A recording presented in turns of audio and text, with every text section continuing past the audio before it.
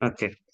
So just a quick recap, whatever we have covered in last session. Last session we started with the extraction part from outside database or from a flat file, how to import data into Python data frame. So that things we have learned in last session, as well as we started few of the transformation top of Python data frame. Okay. So I mean transformation is a huge thing. There are lots of transformation we can do, and we can go ahead with the things one by one, because that's I mentioned, if I'm using Python as a ETL tool, the extraction is it should not be very lengthy process. So there can be various extraction process based on various I mean medium. Suppose I'm taking data from different database. Suppose I'm connecting with another source system. So to connect each of the sources, just we need to make the connectivity between the source system, and then you need to pool the thing. So we have necessary Python libraries available, and there are hardly few codes available. I mean, very limited codes uh, that we can put and pull the record from the source system to target. Over here, target means the data frame. So when we are able to collect all the data frames, all the records in data frames, then we need to check with the business logic. Okay, based on the business logic, we can modify the thing. I mean, we can merge the between. I mean, different data frames. We can join the data frames. Uh, we can do. Yeah. Suppose I mean we got to know from yesterday session. Someone is trying to put a surrogate key. Means suppose you have department, but in output I don't want department over there. I want to put department code just like this. So I want to convert each of the department with the department code. Yeah, this is a fair kind of conversion. So those kind of conversion can be I mean we need to take care of this thing. And as well we need to create a new column. We need to create a new row based on the requirement analysis. So those are the different conversion we can go through. So just let me quickly show you what are the topics I'll be going to cover throughout the conversion. Yeah, this is some more function dot lock dot ilock. I'll be just going to do this thing. This is similar for, I mean, yesterday we have tried how to do slicing and filtering. So similarly, dot lock and ilock easy. I mean, those are having some extra features to do that. This kind of filtering and slicing part in a single command. Okay, then adding and removing columns. If I'm going to add new columns, what should be the calculation, whether it should be a hard-coded value or not. So this kind of thing we'll be learning over here. Adding and removing records, new records, data type, and their conversion. Replace any existing, maybe existing column. I can replace with another column, or maybe any existing value on the data frame. I can replace it. Okay, aggregation functions we already learned in last session, but this is very, I mean, simple one. So I'll be just going ahead with some detailing manner, some complex logic. A distinct value, I mean, those are some different uh, things I have put over here based on the aggregation functions, unique, just like distinct over there in SQL and all. So how you can achieve the same kind of thing. Concatenation of data frame. Concatenation means over here we can, I mean, go ahead with two different things. Concat means whatever we have done for union in SQL. Okay. So vertical merging, we can tell the same thing. We have two data frames. We want to merge it vertically, just like union operation. Over here, union operation is a bit different than that of SQL. With some conditions is different, because I told, if you can remember, while doing the union in SQL, we just need to think about the column. So the column name as well as the column number should be same for two data frames. Over here, no such thing is there. I'll be just explaining when I'll be just showing this thing. And merging data frame, merging means joining. Okay, means horizontally merging, that is called join. So we'll be covering all of those things in today's session. Let's start with the first thing. Is there any new person who joined today? Venugopal, I think you already joined in two sessions, correct?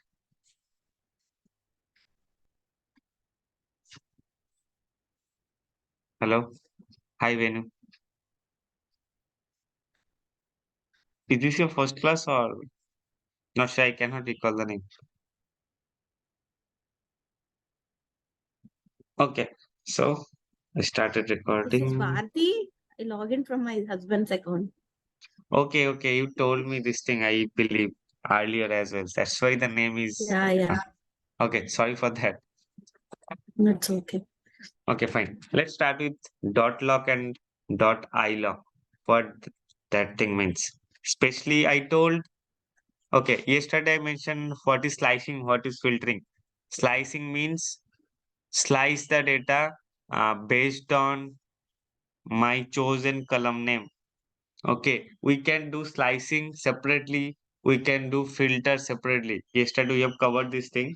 But if we have such requirement to do both of the things in a single, I mean, a statement or just like this, how to do that? Okay, before doing that, I'm trying to fetch the data from engine, this kind of thing.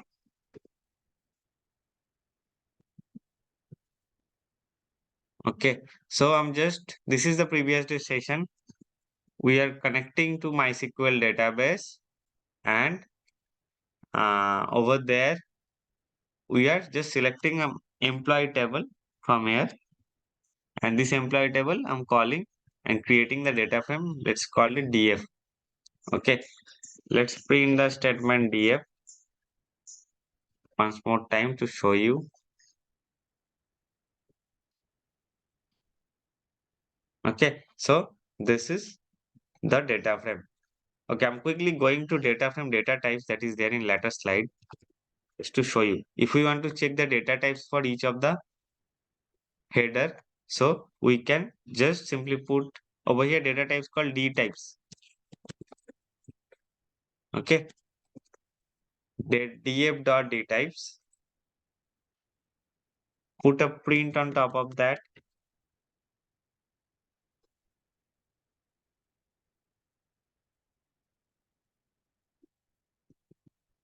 Something. Okay, one more thing. Let me just short. Let me do two things over here. I do not have to put close. Okay, I'm doing one more thing. Just I don't want all the data set at a single glance over here. So I'm just putting, there is another operation for row limiter called head. So I can just put df dot head. By default, it should be helping us with top 5 rows or top 5 records. I can also manipulate it based on how many rows I want to see, just like 1 or 2 or 3. But if I do not put any parameter, it should by default take 5. Okay.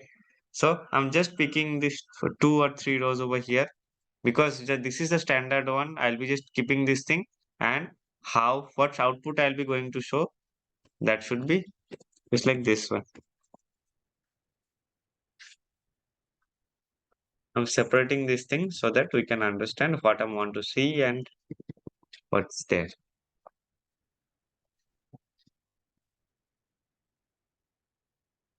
Okay, so this is the original data file.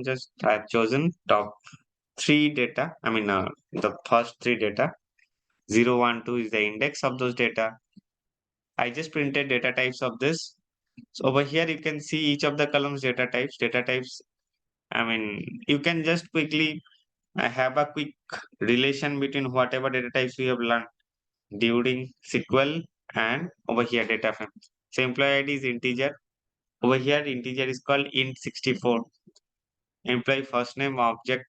Object means over here varchar. Object can be referred either varchar, it can be purely varchar, or maybe it's alphanumeric thing.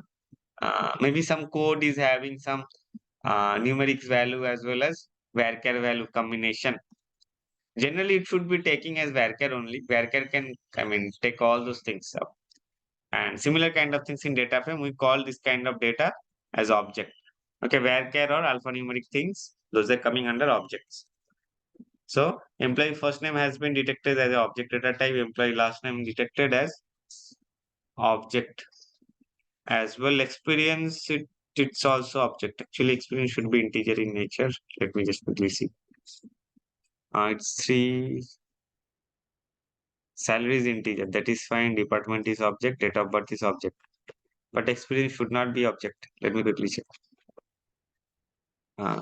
Let me print the data once more time. The entire data.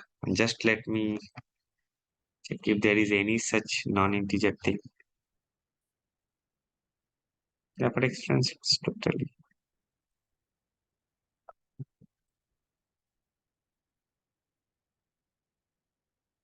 Okay. Last day, maybe if while doing some exercise, we have altered this columns data type.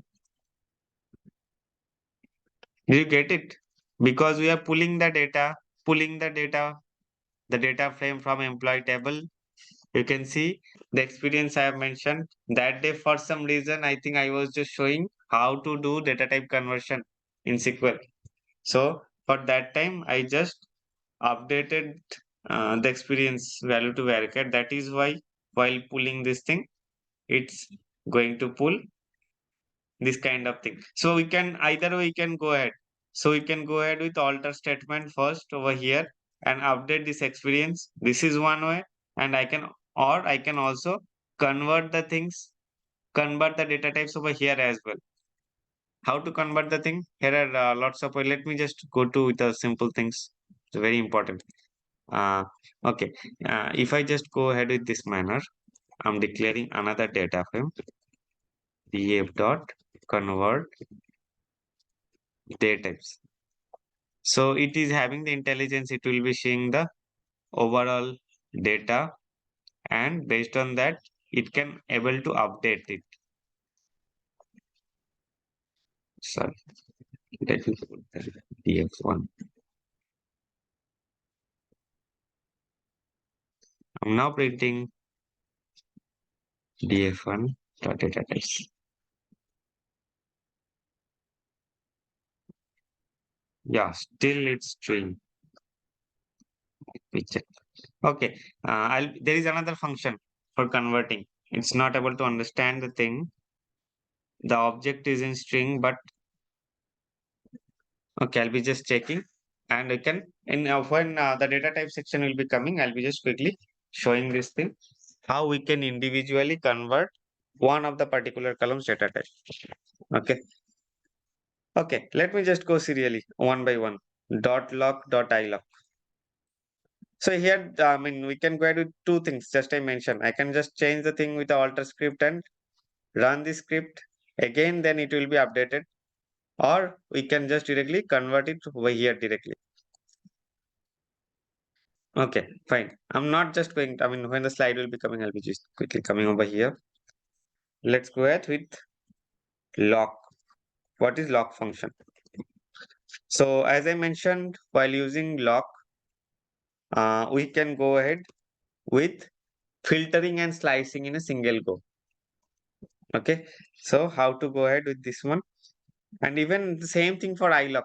For lock, I need to choose, I mean, I need to choose the particular row number as well as column number, a row limited filter as well as column level filtering. That means slicing. But at ilock, it should be working with the index. The functionality is similar for both of them. But it should be working with the index. I just have to I mean while passing the thing as a parameter, I need to pass the indexes parameters, and I mean this parameter for the index value, and this particular column, there should be another column index. Okay, let me show you one by one. Then that thing should be understandable. But if there is any stuck point or anything, please stop me and tell me questions. Okay, first lock. Let me put the condition. Suppose I want to check for the department equal IT. So df dot department equal IT. So I'm just putting a filter only over here. This is a condition. I'm doing some row limiter operation. Okay, and again I'm putting slicing part. Suppose I want to check employee ID. Employee ID, I need to put in a single quote. Maybe experience, maybe salary. maybe department. Okay, so I just want to have this kind of condition as well as this kind of slicing part. If I just want to go ahead with a single statement, this is very much helpful in latter cases when I'll be showing with an addition of new columns. Then you can see lock is very much important.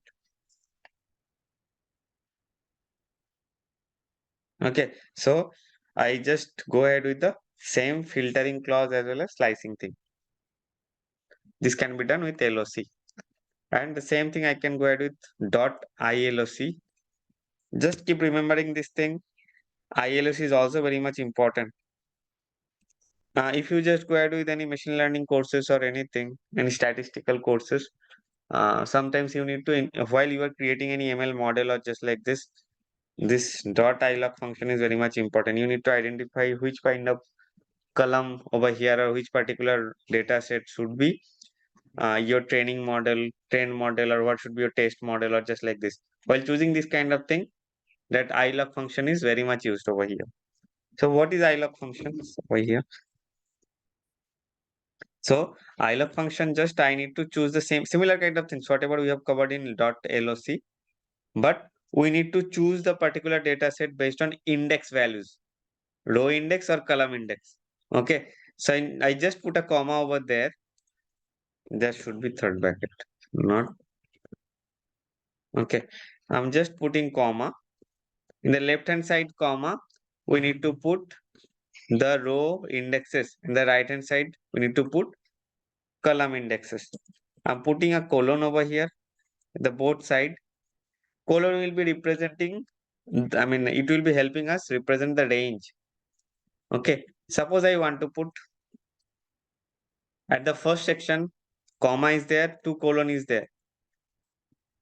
At the left hand side of comma, that means I want to choose the row. If I just want to choose the row, suppose I am putting 1, 2, colon will be helping us to keep the range, to track the range. I'm passing 1 to 4. That means 1 to 4. 4 is the upper limit. So it will be less than 4. Just like 1, 2, 3. This row, 3 rows should be printed. Let me just quickly get the output.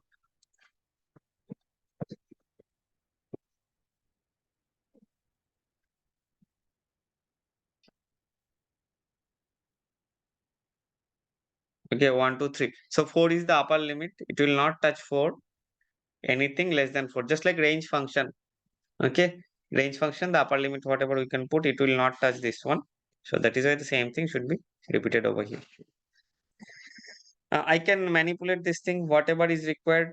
If 4 is not required, if I put this thing empty, that means there is no upper limit. So it will be starting from 1 and printing till the rest of the records. Okay. If I do not put anything, if I just pass in this way, all the records should be printed. Okay. Uh, suppose I want to choose a last, go ahead with the last thing. The column level operation. If I'm just going to do, then I just need to choose the right hand side of the comma. Okay. Similarly, I can put one over here. It should be printed. Starting from 1 means this one over here, the same thing. Column level index is also same. 0, 1, 2, 3, 4, 5, 6. Okay. Starting from 1 to 0, then 1, 2, nothing over here means starting from here, all the columns should be printed. Okay. Only employee ID has been discarded. Okay. So when any row limiter operation, suppose while doing the ML model or this kind of things, we need to choose a particular column as a, suppose this is our final model. Based on the attributes over here, the DOB should be determined, or just like this, or maybe let's see, salary based on the different parameters, based on experience, department, date of birth. I'm choosing the salary. Okay, so if this is the scenario, we need to choose in this manner. How to choose, only pick up only salary column with all the records, just like this. Okay, so we need to pick all the rows and we need to put this such a way so that It should be 0, 1, 2, 3, 0, 0, 1, 2, 3, 4. It should be starting from 4 to 5. Okay, and all the rows should be printed, which is been done by this. 4 to 5 means it will only print 4. 5 is the upper limit. Okay, let me print it. Okay, so this kind of thing, we can operate everything with this single iLog statement, and this is very, very important. Suppose I want to pick up only single row. Suppose I want to insert some record, just like in SQL, update statement to use in DML. We want to insert some data over here. So I need to choose the particular cell or element by controlling this over here. The particular row, particular column, choose the thing over here and place some value over there. You can hard code the value for this particular region. Okay. So when update or insert will be coming, it should be coming in the next slides. I'll just quickly showing this thing to you. Okay. Next topic, adding and removing columns. Any doubts so far for lock and iLock function? Anyone is having any doubt? Okay, I believe no. Adding and removing columns. So in data frame, when I'm just choosing the thing, by default, it's importing all the stuffs. Okay. Now, suppose for my maybe for requirement purpose or any other extra analysis purpose, or I need to incorporate some calculative column the same way in SQL. If you can quickly remember, 3-4 days ago, when we are learning SQL, we just tried to build up one calculative record based on maybe on salary or maybe experience. Okay, so this kind of things also there can be there as well. Suppose that day, the last working day, someone told me, so can we just implement department code instead of this kind of thing? Because we need to introduce surrogate key. Suppose we want to go ahead with the normalized way for data organizing. Okay, so when the data is normalized, then we do not have to put the partial dependency. So that time we need to introduce some keys instead of the whole department. Okay, if you can quickly remember this thing, instead of department, I can put department code over here, and I can create another table which should be having only relationship between department code and department. Okay, suppose this kind of scenario is there. So then first we need to incorporate a new column. So based on when it's IT, then a particular code should be coming. When it's BUIT, a particular code should be coming. So this kind of thing we can do over here. So how to introduce a new column? First, how to introduce a new column in data frame? Simply, we just need to introduce the new column inside the data frame. Suppose I'm putting something over here. It's employee ID. Suppose I'm putting employee address.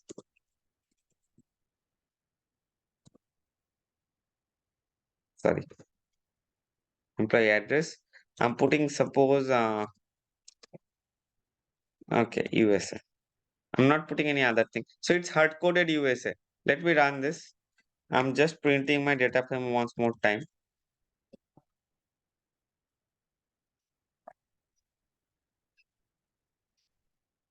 Okay, so this should be the updated data frame.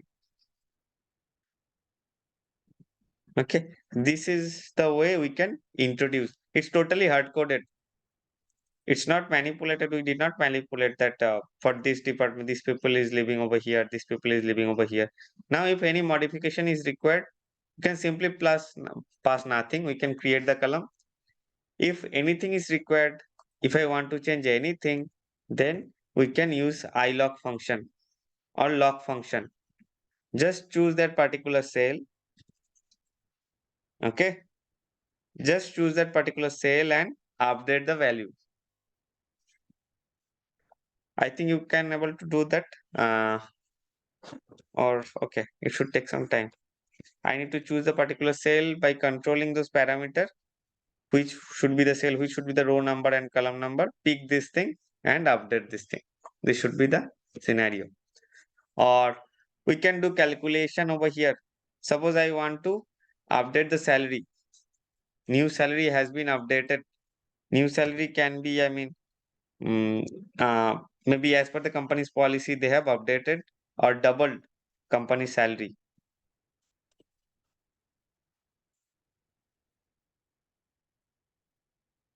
Okay, so how we can do that? If we just go ahead with the existing columns, then we just need to declare within data frame df dot salary cross 2, okay, or 1.5, anything.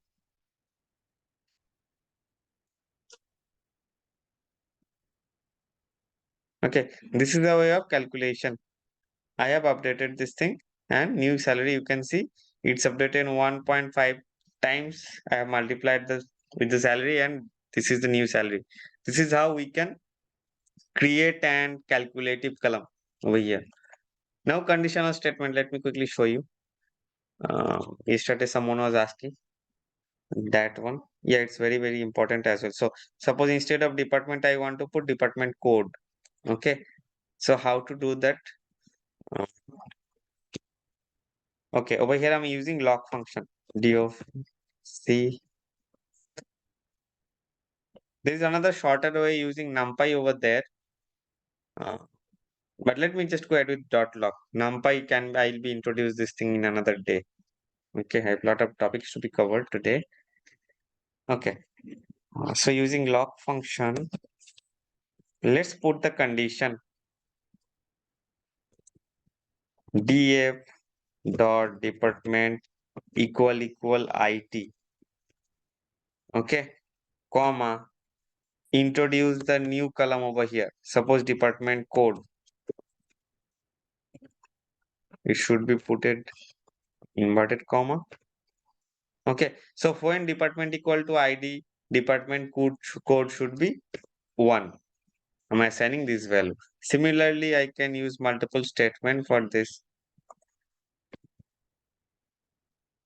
Okay, so when view it, it should be 2.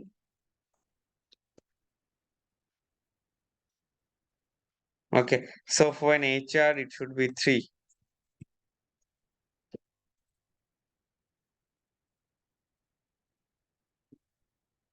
Okay, what are the things? BA is left, 1, 2, 3 is left. That thing also, I think I have introduced during the SQL classes. I have introduced this particular row, maybe for some data type related issues or data type related conversion that time. Okay, I'll be cleaning that data so that should be good for you. Okay, before doing that, let me quickly run it. So I'm just updating. I'm introducing a new column over here. It's a conditional column based on each of the data in department field. I'm updating that value. Okay. Now let me print df. Now, okay, it's already there. Sorry. I did not update BA. Just remember it. So the department code, you can see 1.0, 1.0, it's 1.0. It's not a good. It's showing as float. Okay. Still, let's check it. IT means 1, BUIT 2, BPO NAN. BPO, I haven't put anything there. No. As I do not put any condition for against BPO, that is why it's NAN. NAN, it's a null value. Null value in Python data frame, it's been represented as NAN. Okay. The other things are fine. If I just convert the thing over here, I think that should be work. This thing should be converted with integer only. Over here, the particular column is being generated within Python pandas itself. So I believe there will be no issue with converting now. Yes, you can see this is now integer. It's not a float. I want this kind of thing. And over here, NN is also represented by NA.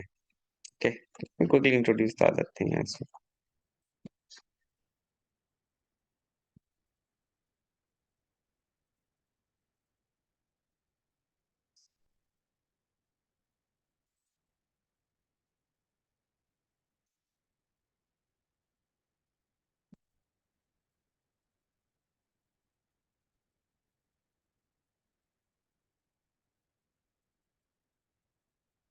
Okay,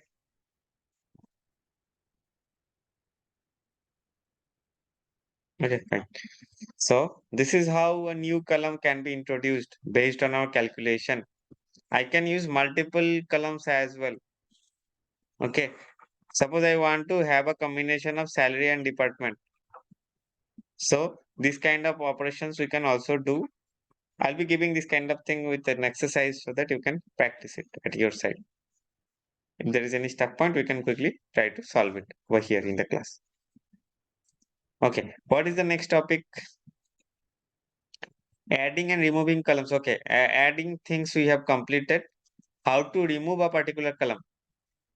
Okay, so while doing the removing part, removing a column or removing a row from a data frame, we just need to careful with one particular things called axis. Over data frame, column is determined by y-axis and rows are determined by x-axis. Okay, so while dropping any statement, the simple statement for dropping columns are just to use drop statement. Okay, but while using the drop statement, I need to mention the axis as well. Let me quickly show you over here. So, converter types I'm not doing anymore. Just I'm leaving it just to show you that time. Okay, I'm dropping some column. Suppose I'm dropping experience itself.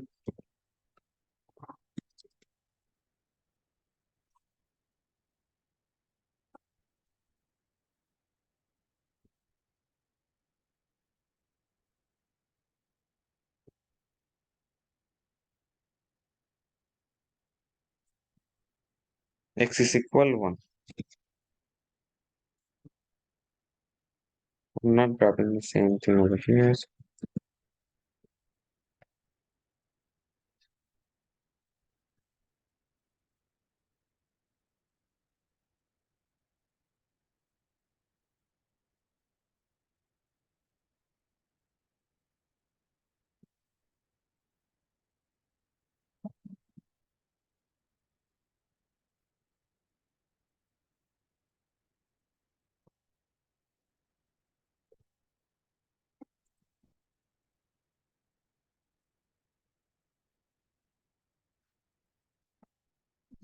Okay, so this way we can update in a particular data frame with dropping a column. Which things you need to drop, just pass the thing within this particular list and just mention axis equal 1. If you do not mention axis equal 1, it will be confused whether, it should be row or column. Column should be introduced as one axis and horizontal axis, that is axis 0, which is represented by records. If we want to delete any records, let me quickly show you how to delete. For deleting the thing, you can simply use 0, or at the first parameter, I need to pass the range. Maybe if which particular index you want to delete, just put this thing. Suppose you want to delete 0th index. Okay.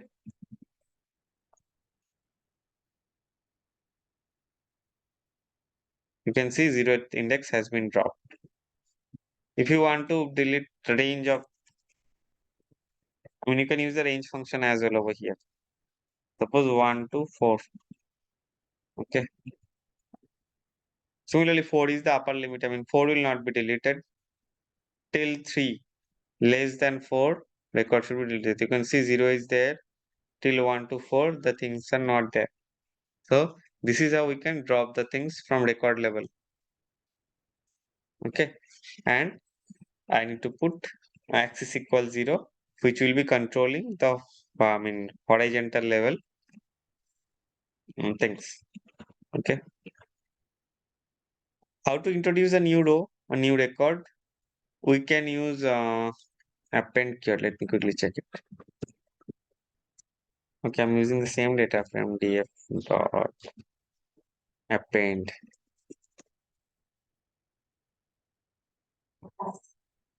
Within this append, I can use a dictionary.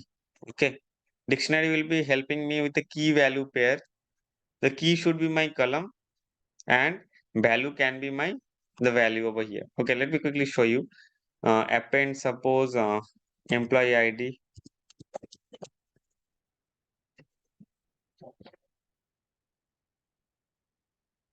200. 2, it's not there. Fine. I'm just implementing not all the records. Not all the values of each of the columns over here. Let me just, I'm trying some new, just like employee first name.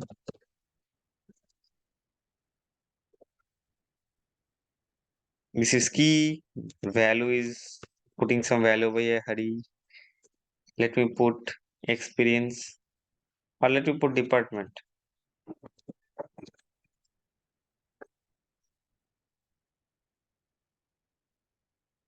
Department. Okay. Okay.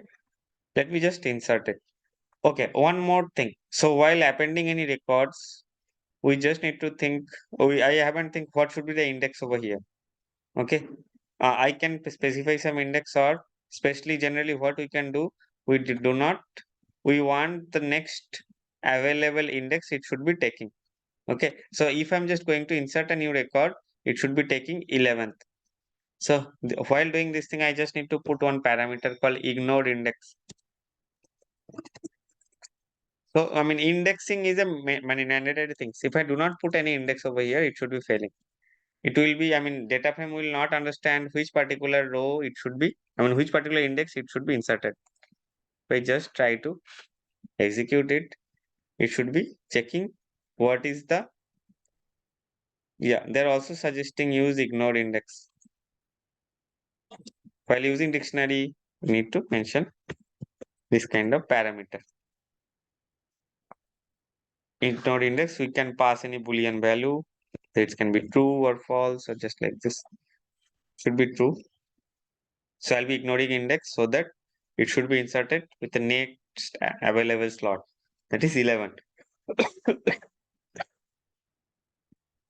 So you can see it's 202 Hari. Those are null field. I haven't put any value for this.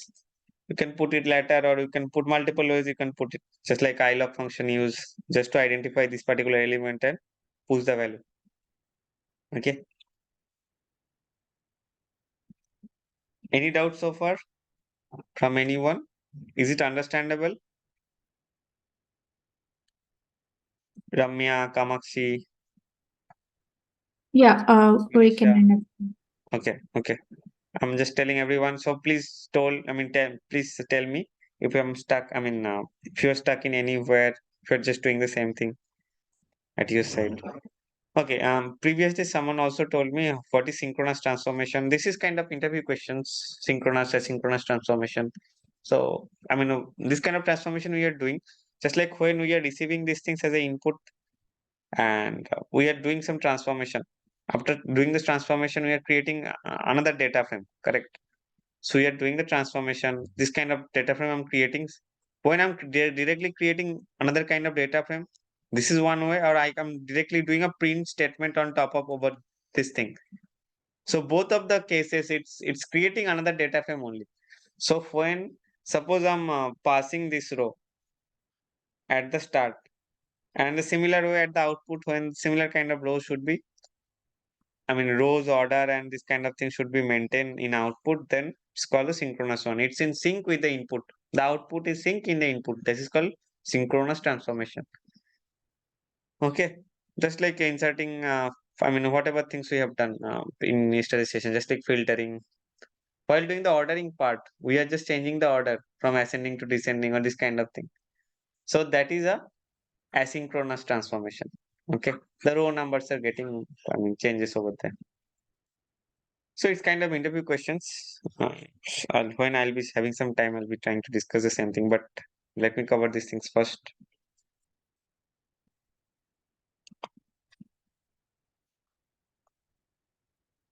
Data is becoming replaced. It's also fine. I'll be coming quickly. I do not have such time. Okay. Let me quickly cover different aggregation. Maybe those things will be coming better. It's very, very important topic. Last day also I have told the aggregation part. It's similar things over there in Python, how we are doing the aggregates and all. So especially while doing the aggregation, it should be pulling up the particular things over here. I mean, particular numerics columns, it should be aggregated. Okay, so yesterday we made an aggregation based on each department, the average salary. Okay, but only one statement I can do only, in this statement I can only cover only mean over there. But over here I can do multiple things. Let me just delete these things. I think it's not required anymore.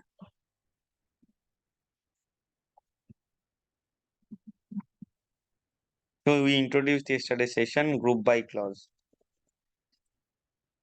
Okay, grouping by, let's do on top of department.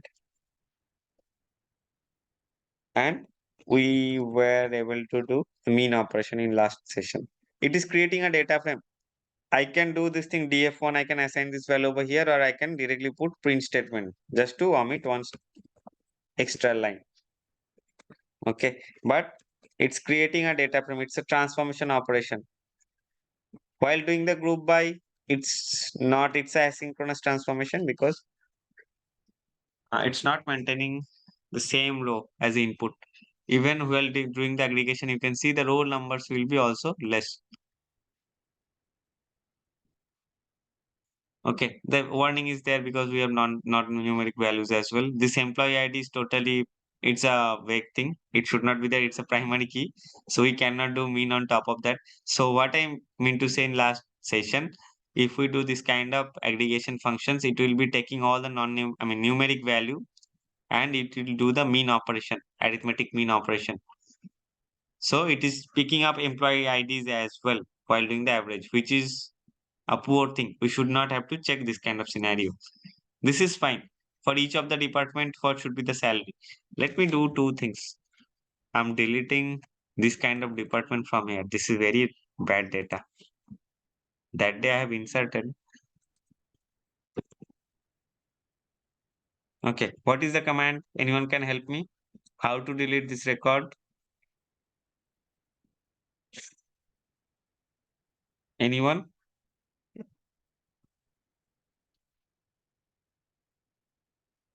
No one. It was a DML statement. Delete from table.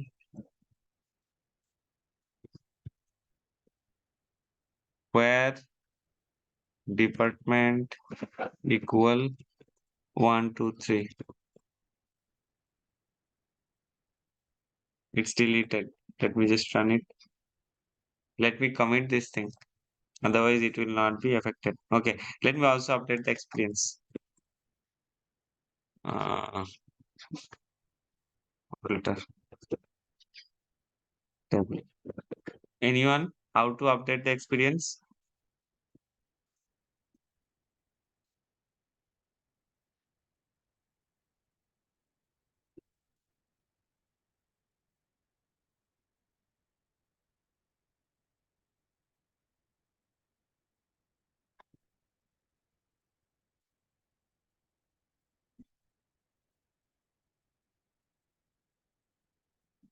Yeah, both of them has been corrected.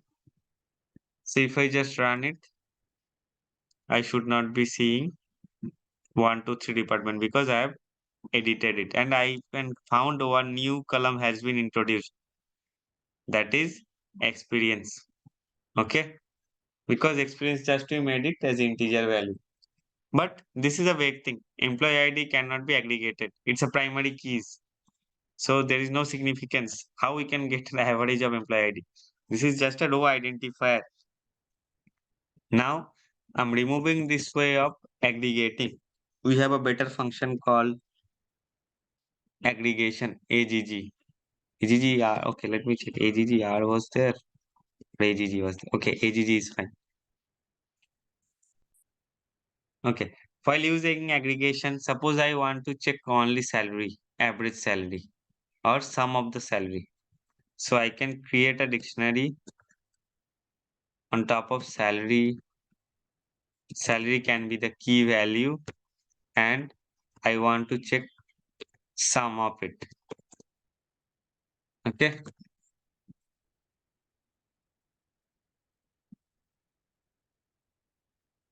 Okay. So based on department, total BA salary, business analysts are getting this salary. Total IT employees, I mean, all over IT, I'm just doing a summation. I can do multiple things in a way. So in the value, I'm declaring a list. Salary for salary, I'll be doing summation as well as mean.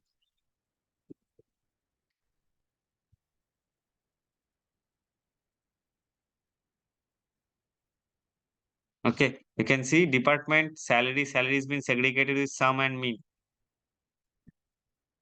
Okay.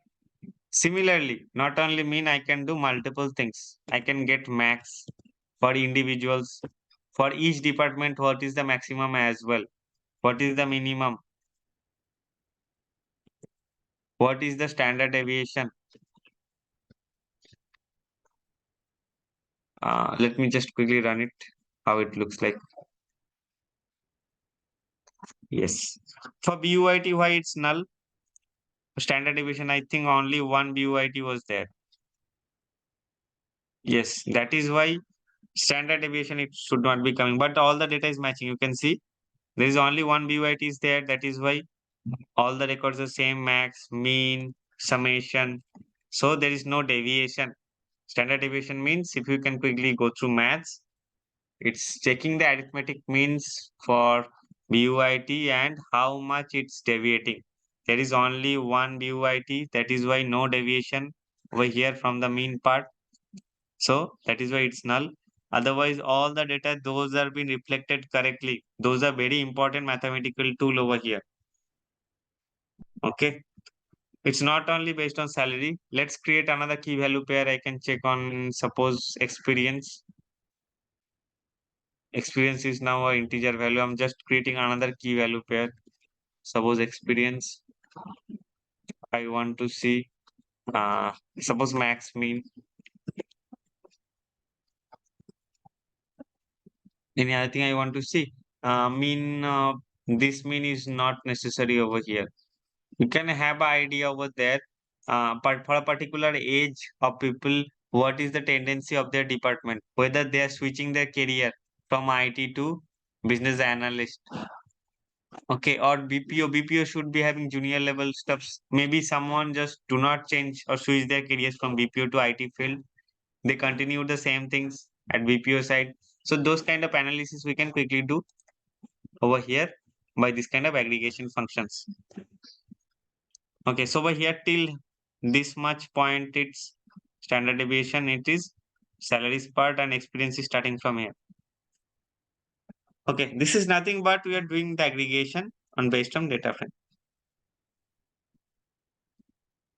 Okay, so this is very, very important aggregation.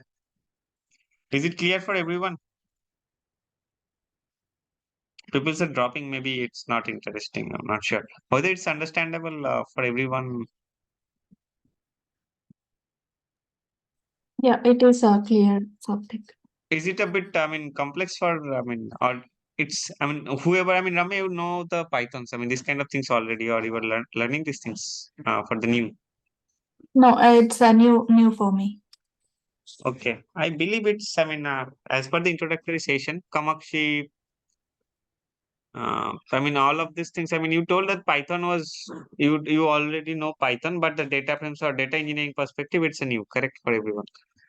But I'm not sure why all of them are dropping. Maybe it's not interesting or not sure. I'll be trying to represent it quite good manner. I can. Okay, but if there is any stuck point, please tell me. I'll be not covering the other things. The other things are very much important, especially, okay, distinct value I'll be showing, value counts, let me show you. Concatenation and merging things I'll be covering next day. This is very much important, especially the merging things. It's a join concept. It's already clear, I believe, because we have already the sessions on top of joins in Excel. But the syntactical things will be quickly learning. And next day, concatenate means union things. It's a bit different about the SQL stuff. I'll be quickly showing this thing next day. Let me quickly cover these two slides and I'll be closing the session for today. Okay. Unique. Unique means the distinct part.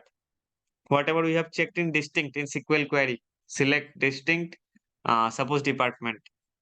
Over here, the same thing we can do. I'm removing this aggregation part over here, but it's very, very important in your future for analysis purpose and any other purpose as well. Okay. So what are the things we can use? Dot unique df dot suppose department. Let me choose department dot unique.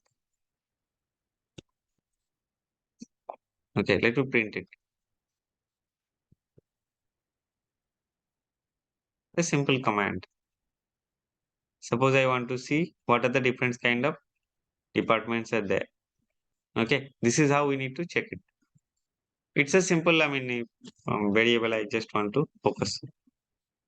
Okay, we have another things, value counts. It's kind of this kind of things we can also represent it by count. Last statement I didn't show you with count aggregation. Suppose I want to check a particular person is repeated how many times. Suppose let me show you. Not sure whether this will be reflect me. Employee first name and their count. Suppose I want to check if an employee is repeated or not. Okay. Suppose employee ID and their count.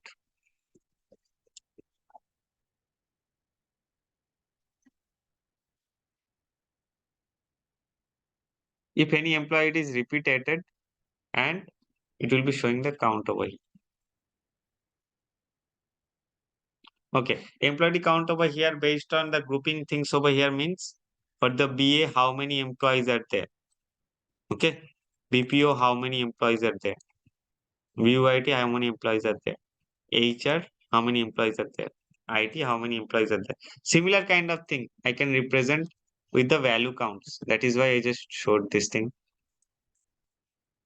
Suppose DF dot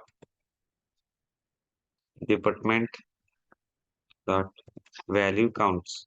It will be not based on, I mean, it should be for individual department, how many rows are been assigned. They will be seeing with rows, not any attributes based on employee ID or just like this. Only different is on concept. Value counts, okay. Yes, is there. It's similar operation that I just mentioned in last, this one.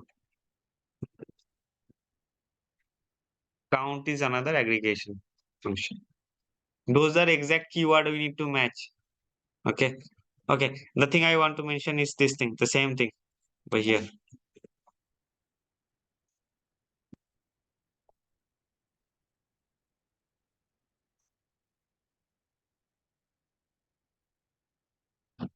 Okay.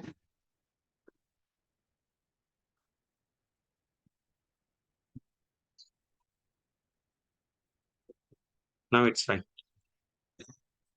So each of the department and how many rows they're capturing.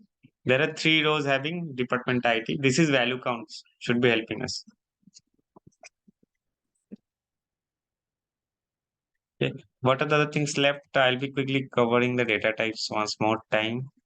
Replace part I didn't cover. It's not very much important. I'll be quickly showing this thing. As of now, for practice purpose, you can also check it with data frames. Just search with pandas data frames. It will be helping with the Python documentation itself. There are lots of transformation actually. To get, I mean, if you want to get expertise one, just quickly go through these things.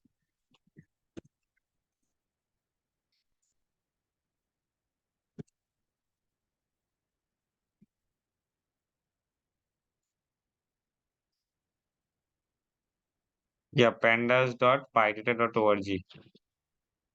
Each of the data frames should be having their own functions over here in this manner. Flag, empty. Lots of things are there for data types, just like this one. Okay. I'm just pasting this thing over here. Please try this thing. Check it once for your, if you are quite enthusiastic, how many operations you can do as well. I have provided the important things. I'll be also providing in the next classes. I'll be also providing some more concepts. But if you just want to go ahead with the Python interview with more details based on pandas transformation and all, please go through this thing. There are lots of examples actually. Okay, the main thing, let me cover this thing first. And after covering all of the things of transformation, then quickly go through. Then it should be easy. First, practice those exercise or example what I've just provided to you. And then maybe when everything is covered, then for detailing part, go through that page. Okay. Okay, I'll not be continuing anything more for today. Next, we will be covering the rest of the steps of transformation. And if we have time left, we will be quickly going through loading part. When our data frames are ready, final data frames are ready, then we need to push or write the same data frame in target. Target can be a file system. We can store the file in particular location, or target can be, generally target can be separate fact and dimension where we are maintaining the data warehouse. So maybe next day we'll be trying to load our tables into databases, which is called data warehouse. Okay. Okay. That's all for today's session. Any stuck points so far?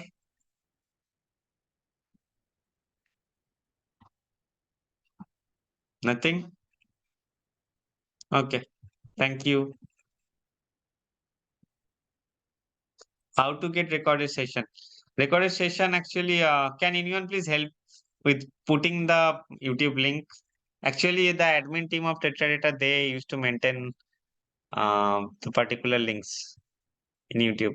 So I'm just going to provide these recordings. When the recordings is completed, I'll be just providing this recording to them, and they used to upload the video or recordings.